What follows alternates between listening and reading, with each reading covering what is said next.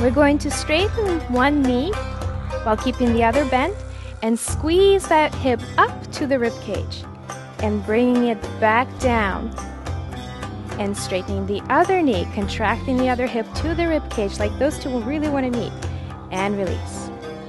And one side, back, the other, and back. One, one, one. As we go faster, you want to make sure you're not lifting so your head stays nice and still. There is no level change. We're staying nice and still. Double time. Circle the arms up one at a time.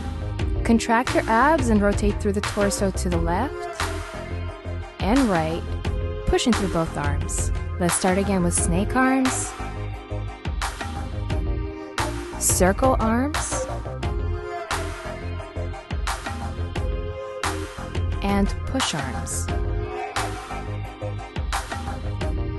Feet together,